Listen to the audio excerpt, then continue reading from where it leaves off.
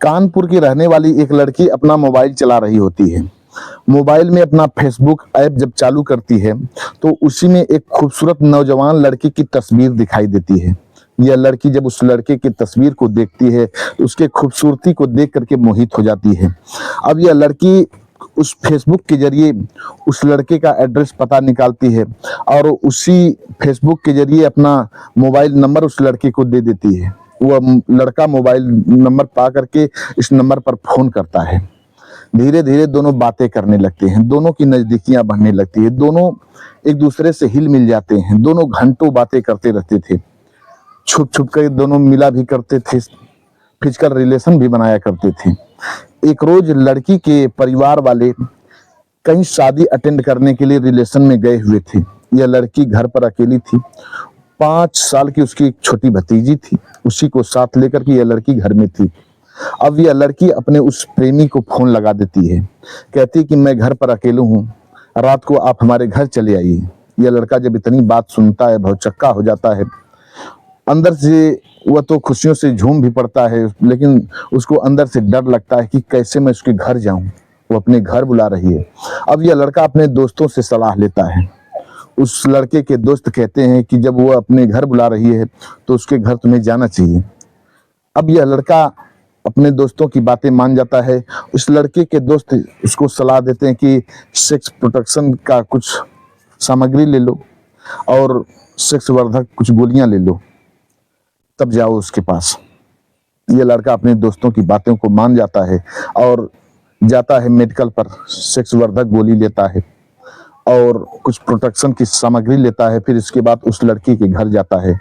फिर उस लड़की के साथ जो हुआ, यह लड़का जो किया, आप सब सुन करके हैरान रह जाएंगे, आप सबके रोंगटे खड़े हो जाएंगे। नमस्कार प्रणाम, हम अजीत यादव उर्फ शेरा भाई, हमारे इस चैनल में आप सबका बहुत बहुत स्वागत है।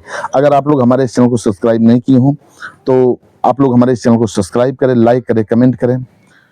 अब कहानी शुरू होती है। यह कहानी शुरू होती है कानपुर के अंतर्गत एक थाना क्षेत्र पड़ता है।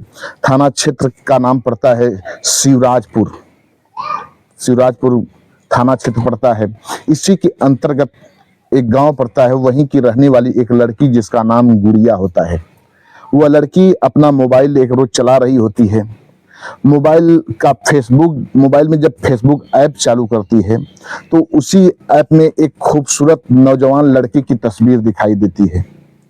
उस लड़के का नाम कुलदीप होता है। यह गुड़िया जब कुलदीप की तस्वीर को देखती है तो उसकी खूबसूरती को देख करके मोहित हो जाती है। अब गुड़िया उसी ऐप में जो कमेंट बॉक्स होता है, उस लड़के की कमेंट बॉक्स में कमेंट करती है, अपना नाम बताती है और अपना मोबाइल नंबर उसको सेंड कर देती है। जब कुलदीप उस नंबर को पाता है, कुलदीप की उम्र लगभग 25 वर्ष होती है, गुड़िया की उम्र 17 वर्ष। गुड़िया 12 की छात्रा होती है, कक्षा 12 की छात्रा होती है। जब वह नंबर कुलदीप पाता है, गुड़िया के मोबाइल पर फोन करता है, गुड़िया से उसका पता पूछता है, उसका नाम पूछता है। गुड़िया सब कुछ अपना डिटेल बता देती है। कुलदीप भी अपना नाम पता बताता है।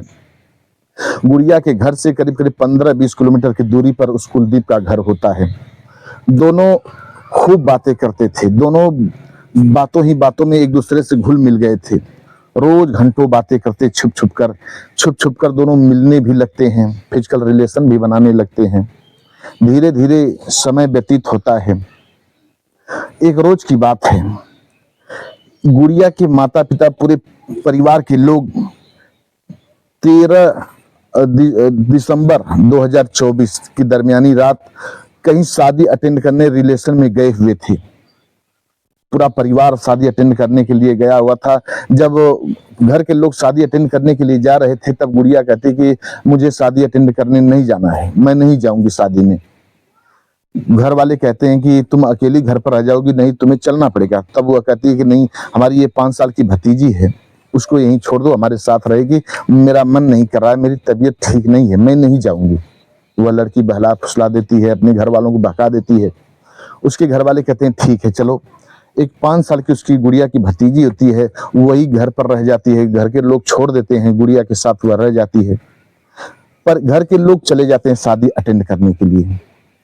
इधर जब शाम हो जाती है, करीब 6-7 बजे रात को, गुड़िया अपने उस आशिक कुलदीप को फोन करती है फोन से कहती है कि हमारे घर पर आज कोई नहीं है, तुम मेरे घर चले आओ, आज की रात तुम मेरे साथ बिताओ।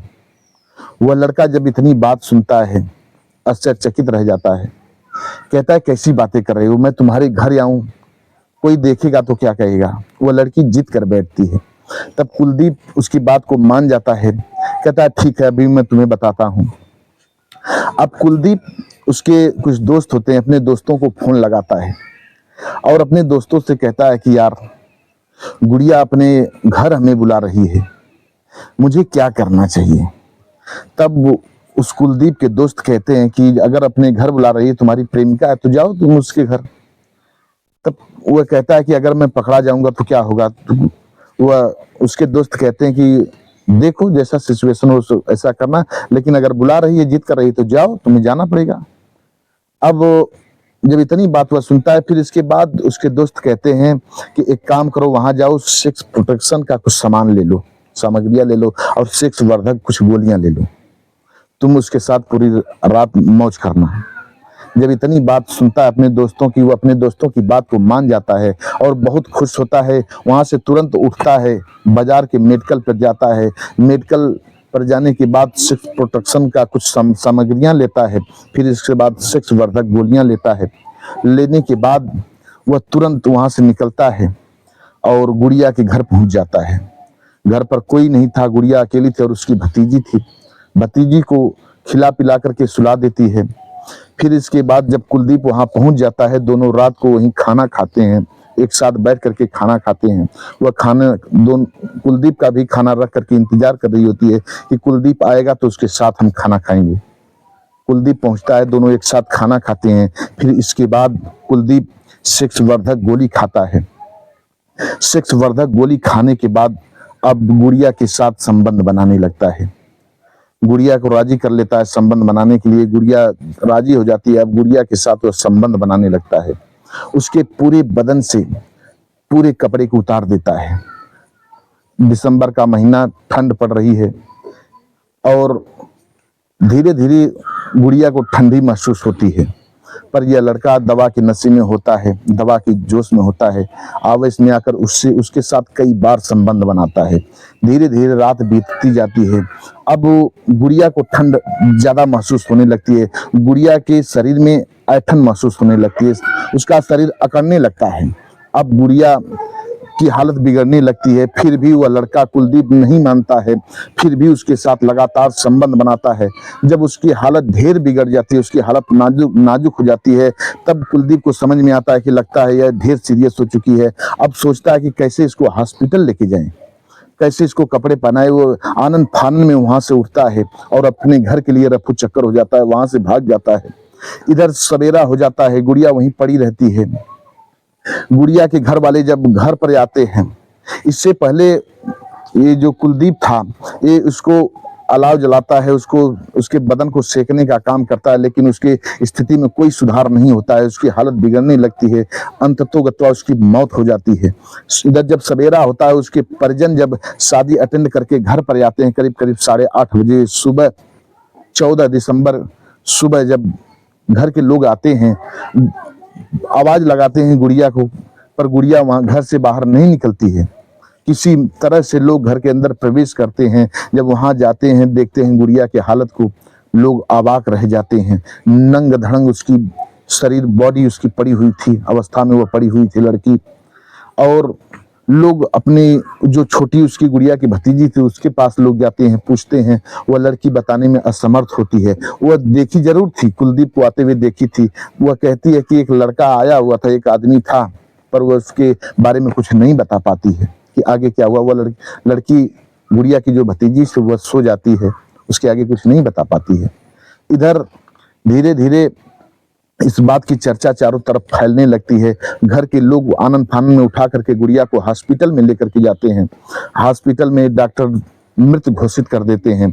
इधर कुछ लोग थाने पर सूचना दे देते हैं। थाने के दरोगा साहब वहां आते हैं और इस गुड़िया के पार्थिव शरीर को बरामद करते हैं और पोस्टमार्टम के लिए भेज देते हैं। पोस्टमार्टम में रिपोर्ट निकलता है कि इस लड़की के साथ कई बार सेक्स हुआ है। इस लड़की को कई बार रेप किया गया है, बलात्कार किया गया है इसके साथ। घर के लोग जब सुनते हैं अवाक रह जाते हैं। इधर जब पुलिस छानबीन करती है, गुड़िया के कमरे में छानबीन करती है, तो वहाँ सेक्सुअल कुछ पार्ट, कुछ प्रोटेक्शन की कुछ सामग्रियां मिलती हैं, कुछ दवाइयों के खोखे मिलते हैं। पुलिस समझ जाती है कि कोई इसका प्रेमी रहा होगा, आशिक रहा होगा, वह इसके साथ संबंध बनाया है। अब पुलिस उस लड़की के मोबाइल से कॉल रिकॉर्ड निकालती है। कॉल रिकॉर्ड के जरिए उस लड़के का मोबाइल नंबर मिलता है। आखिरी कॉल उसी लड़के का होता है जिसका नाम कुलदीप होता है। कुलदीप को पुलिस आनन फानन में गिरफ्तार करती है। गिरफ्तार करने के बाद थाने में लेकर के जाती है। फिर जब थोड़ा सख्ती से पूछताछ करती है, पहले तो वह आनाकानी करता है, बहलाने फुसलाने बहकाने की कोशिश करता है, लेकिन जब पुलिस थोड़ा सख्ती दिखाती है तो वह सब कुछ कबूल देता है। अब पुलिस रेप के केस में उसको जेल के सलाखों के पीछे कर देती है पुलिस उसको, क्योंकि वह लड़की अभी उसकी उम्र मात्र 17 वर्ष लोग बताते हैं। वह लड़की नाबालिग थी, इसलिए उस पर पॉक्सो एक्ट का धारा भी लगता है और रेप केस का भी चार्जशीट फाइल होती है।